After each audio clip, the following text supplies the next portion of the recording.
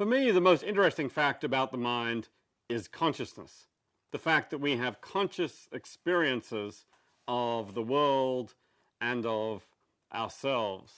There's something it's like to have a mind. There's something it's like to be a human being in the world. There's something it's like from the inside, from the first person perspective. So I look at you and I see a person, I see some colors, I experience a world. It's not just, and there is an objective set of mechanisms involved in that. You can tell a story about the photons hitting my retina and the way they affect my brain and the way my brain brings about certain responses. But that's the objective story about the mind. There's also a subjective story, what it's like from the subjective first-person point of view. And there, the most distinctive fact is that there is something it's like at all. That's what we call consciousness, conscious subjective experience. And for me, that's the number one fact about the mind, that we're conscious.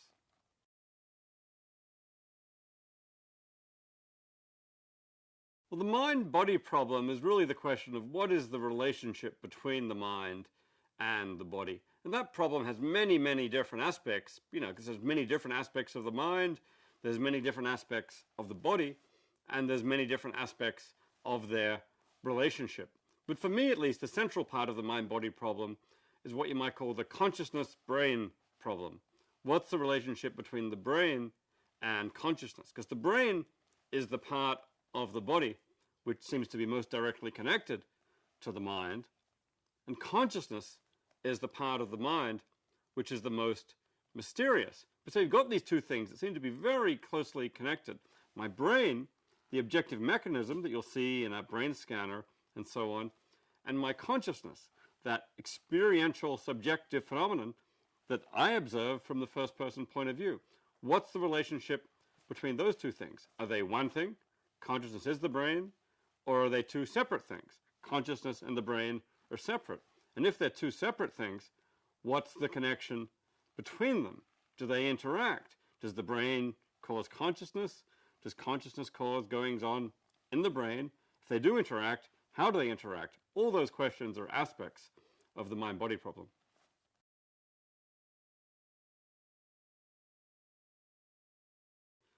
I don't think there's any single argument that establishes this above any other arguments. Many, many arguments have been put forward for this over the years, but my own view is that consciousness is not reducible to a process in the brain. There's more to consciousness than a physical process in the brain. And for me, the basic point there comes from thinking about what does the brain, what does neuroscience, the science of the brain, actually explain? It's really good at explaining behavior in principle. Tell some story about how some neurons in the brain might cause other neurons to do things and ultimately bring about certain kinds of behavior. So that's great for explaining behavior, and that's a lot of what the science of psychology has done. But when it comes to explaining subjective experience, it's a different kind of problem there, and the kinds of methods we have using neuroscience to explain behavior always seem to leave this further question open. Why does all that go along with consciousness? And it's a long story, but I'm inclined to think there's a principled gap between anything you get out of the neuroscience, anything you get from a description of a physical process, and the first person story about consciousness. One way to bring it out, and you can make this into an argument if you like, is to say for any story you tell about the brain, you can at least conceive of all that going on without any consciousness at all. All these brain processes, no consciousness. That suggests that the story about the brain processes alone doesn't fully explain consciousness. You need to add something to the story to explain why it is that when you have these brain processes, you have consciousness.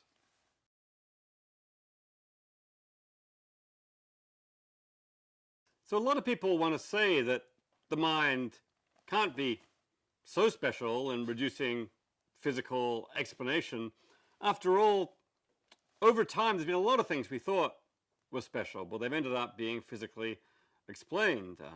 Motion got explained, chemistry got explained, in terms of physics, life got explained in terms of underlying biochemistry. And you might think, well, it's going to be a long, complex chain of explanation, but ultimately the mind is going to get explained in terms of what's underneath.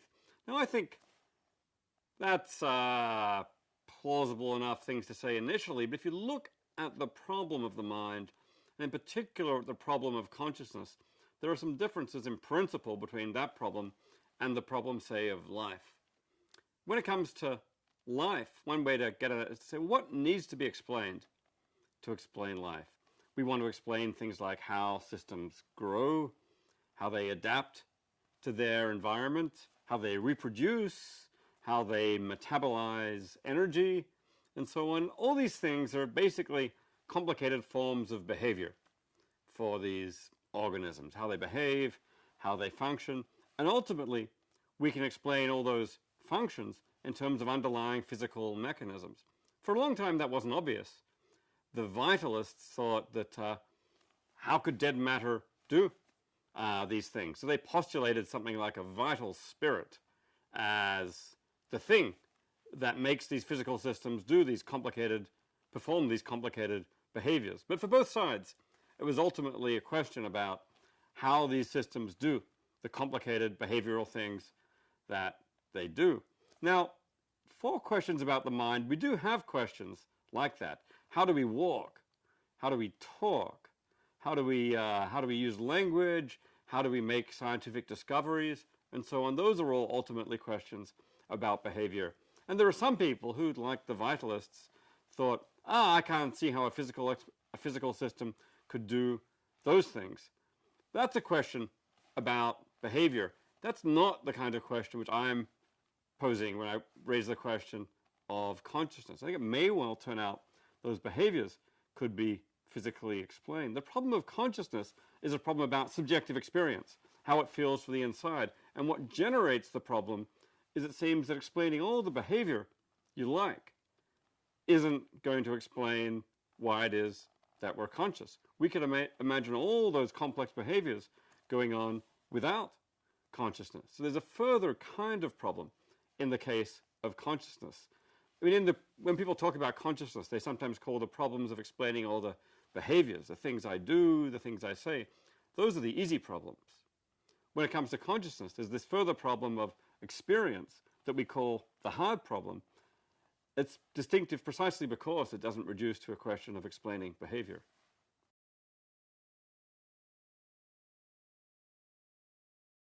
So one of the basic facts about the mind-body problem seems to be that you can conceive of any physical process you like going on in the absence of consciousness. And some people, including me, want to make an argument from there to the fact that consciousness is not ultimately the same as that physical process. But there's different ways in which conceivability comes into this. The very first thing I think that this conceivability suggests is there's some kind of gap in any explanation of consciousness in terms of a physical process. If I can imagine the physical processes without consciousness, then it seems that in principle you need to add something to any story about the physical processes to explain why there is consciousness, some bridging principle that connects the physical process and consciousness. So far, that's just a point about explanation, which is ultimately a matter of our understanding of things. Some people want to resist at this point, though, by saying it's just a point about our understanding or our concepts or our, ultimately, it's a point about our mental capacities to think about consciousness and not about the nature of consciousness itself. So to get the stronger conclusion that consciousness is not a physical process, you need some stronger principle such that what's conceivable is metaphysically possible.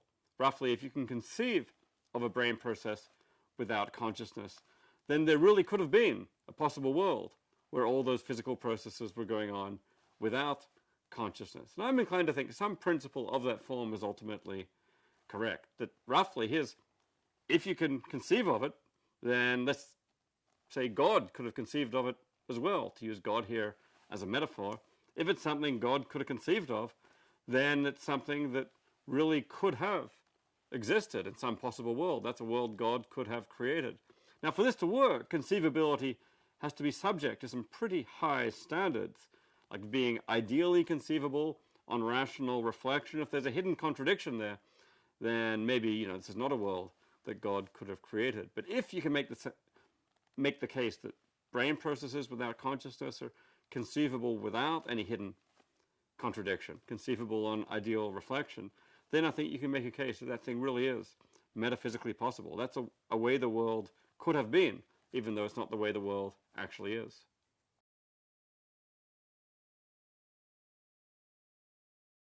Well, yeah, so if you're a dualist and you think consciousness and the brain are separate things, the immediate next question is, what kind of interaction, if any, do they have?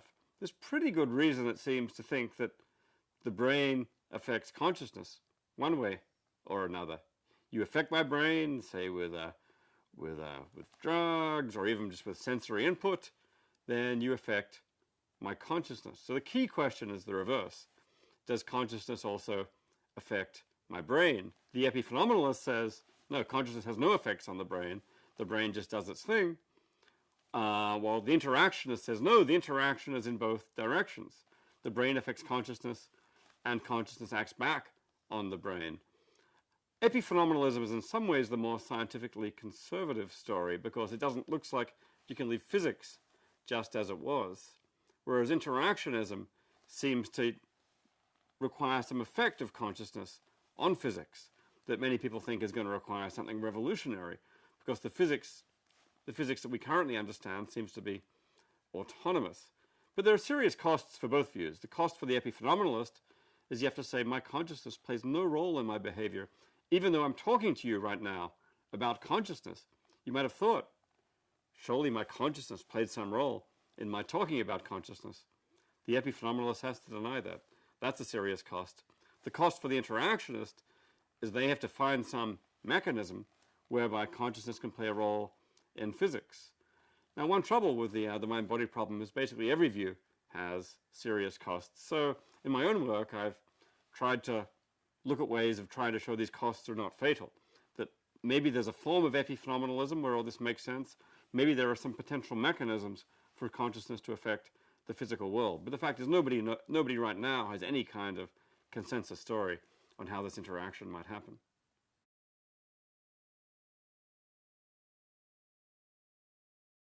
Well, a zombie in philosophy is a bit different from the kind of zombies you find in Hollywood movies and in voodoo folklore. I mean, the ones in Hollywood movies seem to basically be reanimated dead matter.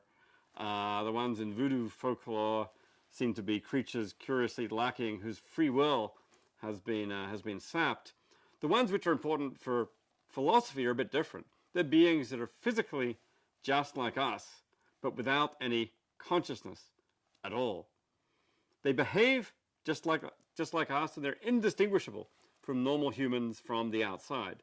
That already makes them very different from the kind of zombies you find in Hollywood movies that look very different from the outside. But furthermore, the ones in Hollywood movies may actually have some element of consciousness. Maybe there's something it's like for them, some conscious taste experience they have when they eat their victims' brains. The philosopher's zombie, on the other hand, has nothing going on the inside. They're just like giant robots that get around in the world and they walk and talk like a normal human being.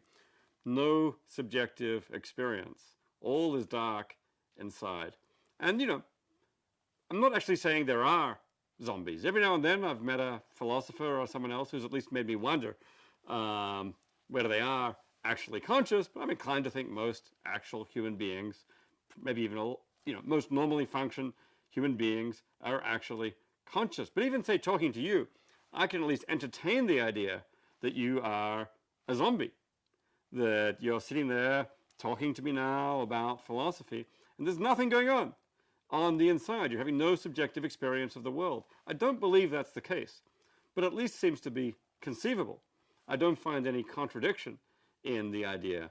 And at least seems to me that there's probably, that's a way a universe could have been. It could have been a universe that contained only zombies. Now, our universe isn't that way. Our universe contains consciousness. I'm very glad our universe contains consciousness, because consciousness, in my view, is what makes life worth living. But the very fact that our universe contains consciousness and is not a world of zombies seems to suggest there's something extra in our world, because after all, the physical processes in our world are shared with the world of zombies. But our world has consciousness. So that, to me, suggests consciousness might be something more.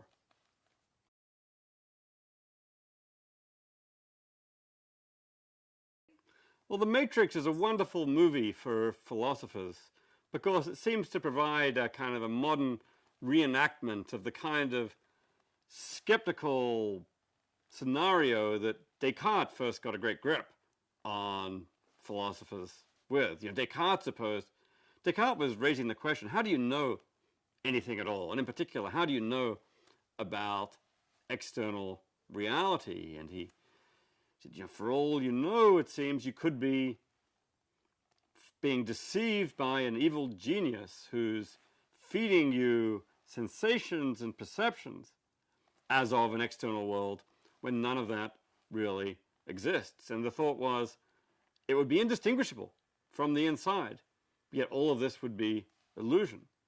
So the Matrix is kind of an updated version of Descartes' thought experiment here. So if we were in a matrix, inside a virtual reality simulation of the world, we'd be having sensations and perceptions just as if we were in a real external world.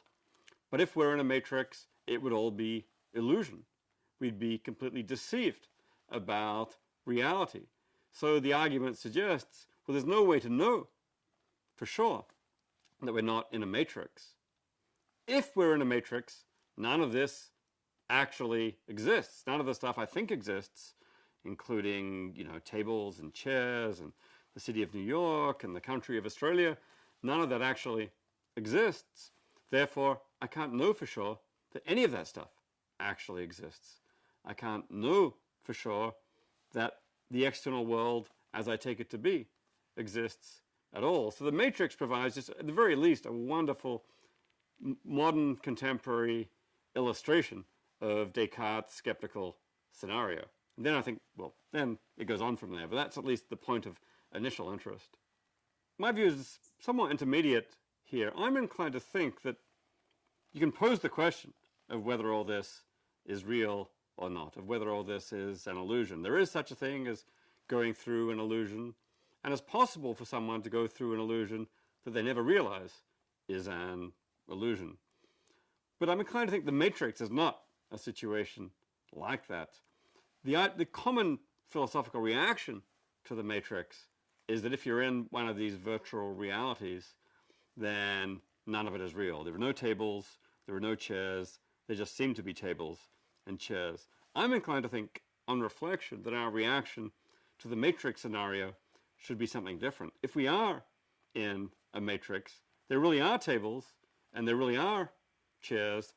They just have an underlying metaphysical nature that's very different from what we thought. What's underlying the tables and chairs is ultimately some kind of computational process, some kind of virtual process running on a computer in some next universe up, as it were.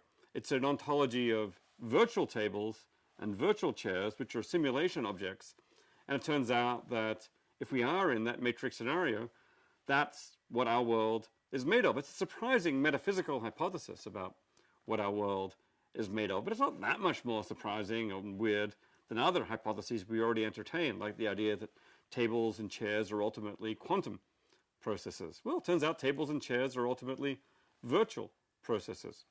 Weird, but I think no more, not illusory and not deceptive any more than the world of quantum mechanics is illusory or deceptive table. And this is like a phenomena that some philosophers like Hilary Putnam have pointed out in the way that the reference, what we talk about, what we mean with many of our key words depends on the nature of external reality.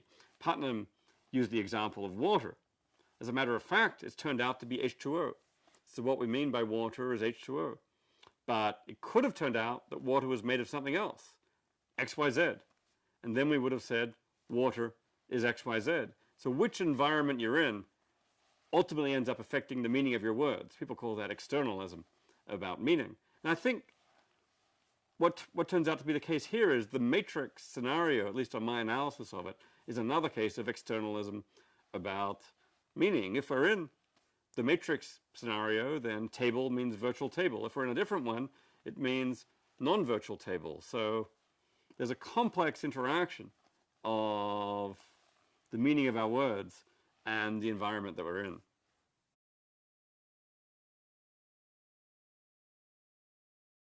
Well, I'm inclined to think that the meaning of our terms has internal aspects and external aspects. So Frege distinguished sense and reference, and sense was kind of closer in and reference was further out in the world. And I'm inclined to think we don't have privileged access to reference. So when I've got my concept water, it means H2O, it refers to H2O. That H2O-ness I have no privileged access to. At the same time, I think there's an internal component of the meaning of water, which roughly means, that watery stuff out there that appears in a certain way, and that much I have access to. So I think that might also go on in something like the matrix case. Table might refer to some unknown physical thing out there in the world. They've got no privileged access to that. But there's also an internal dimension of meaning, which is roughly the things that appear in certain ways and cause certain table experiences to me. And I might have some access to that internal dimension of meaning.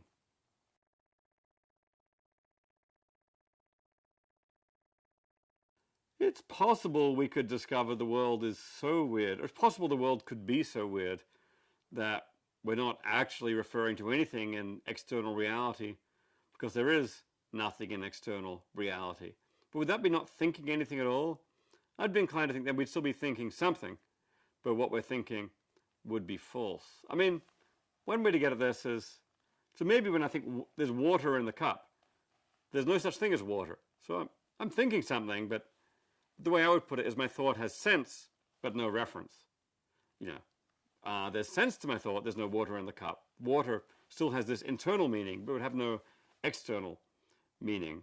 So if you were a pure externalist who thought that all meaning came from the external environment, then maybe there'd be situations where the environment was weird enough, if maybe people talk about this case of the swamp creature that assembles from the swamp with no history and no connection to the environment, maybe they would mean nothing at all. But in my view, there is an internal dimension of meaning as well as an external dimension. And that internal aspect of meaning would still be present, even for the swamp creature who just got assembled from the swamp. So in my view, there's not really the danger that we're not thinking anything at all, but there is the possibility that in some weird circumstances, the whole external aspect could be missing.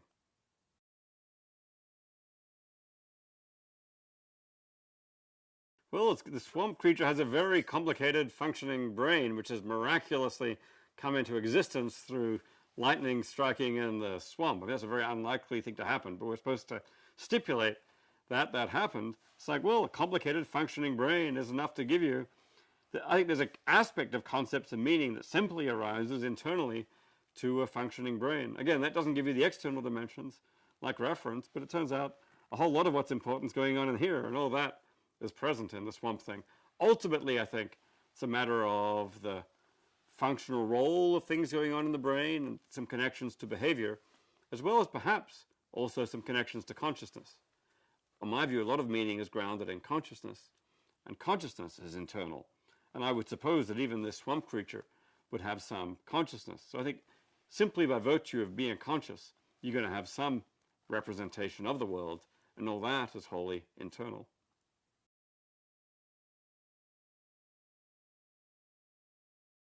Philosophy is a very rich field, and I don't think there's any one thing that philosophy is. I think of philosophy basically as the study of the foundations of everything. Any given subject, you can ask, why are things like that in that subject? Why is biology the way it is? Well, you tell a story about chemistry. Why is chemistry the way it is? Tell a story about physics. And physicists like to think that their field is the most foundational. But then scratch a physicist, why is physics the way it is? Then you get to questions about mathematics. Why is all that the way it is? Before long, you're doing philosophy. I think if you ask those why questions enough, you just find yourself doing philosophy. And I was the kind of kid that was always asking why. Why? You know, Why does it have to be this way? So you just go far enough down that chain, you just find yourself doing philosophy. Now that's what makes philosophy so interesting. It's also what makes it frustrating, because the further down you go in those chains, the harder the questions become to answer. In fact, some people think once you answer a question, then it's no longer philosophy, because then it becomes its own field. And originally philosophy subsumed most of what we now think of as mathematics and physics and biology and everything else. And then they made physics kind of rigorous, so it turned into its own science. And then later on they made biology rigorous, and later on they made psychology rigorous. At this point, they split off into their own fields, and philosophy is left with all the really hard questions which are remaining. So that makes philosophy frustrating, because it's these questions which are hard to make progress on, but also makes it incredibly exciting and interesting, because these are about the hardest and most important questions we can imagine trying to answer. I think scientists find themselves asking philosophical questions all the time. I mean, they're not necessarily the questions that they're answering when they're at their lab bench, getting measurements, when they're writing up their journal articles, but what gets a psychologist into psychology, what gets a neuroscientist into neuroscience are big questions about understanding the mind, understanding consciousness. Now, in practice, almost everyone finds themselves working a lot of the time on more narrowly delimited questions. But for most scientists, those big questions in the background don't go away. And any number of times I've had conversations with a scientist, say in a bar at the end of the day after a conference, they have philosophical views which are as strong as those of any philosopher, which vary just as much as those of any philosopher, and which often turn out to be really motivating them in doing the kind of scientific research that they're doing. And sometimes it's actually useful, I think, for the philosopher to come along and talk to a scientist about the philosophical assumptions that underlie their research. What are the premises of this whole research project? What do you think it's ultimately going to explain? I think there's often very rich philosophical views that inform the science here. And I think I've had many rich interactions with scientists myself, where I think both I've learned a lot from the science, which can help me as a philosopher, and which hopefully a scientist has learned a certain amount of thinking about philosophy, which might help them as a scientist.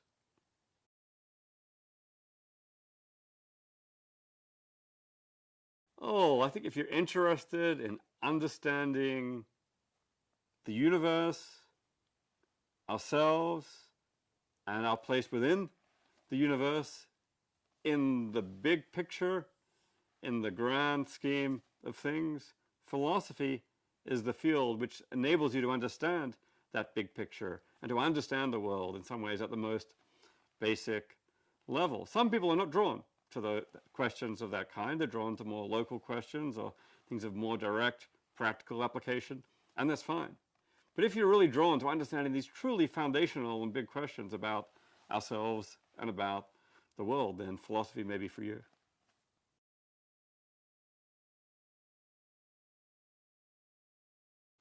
So my favorite philosophical joke is, there's a guy that has a dream.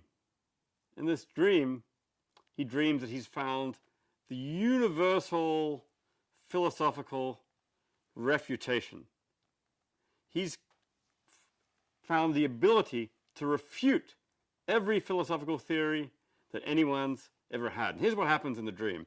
First, Plato comes up to him and spends hours expounding his whole theory of the world. At the end, this guy utters a single sentence, and Plato is defeated. Aristotle comes up and expounds his whole theory of reality. At the end, the guy utters the same single sentence. Aristotle leaves, defeated. The same goes on. Descartes comes up. Kant comes up. Russell comes up. Wittgenstein comes up. They outline their whole philosophy. The guy utters the same sentence. They all leave, defeated and dejected. At this point, the guy realizes, oh dear, I'm dreaming, but I've got the universal philosophical refutation. I have to write this down, because otherwise I'll forget it in the morning. So he wakes up and drags himself over to the dresser and writes down this single sentence, and then falls back into a beautiful, dreamless sleep. wakes up in the morning and remembers having had this dream. It's like, oh, I came up with the universal philosophical refutation. This is so exciting. I can't remember what it was, but it's over there on the dresser. So he gets up, wanders over, finds the piece of paper, looks at it.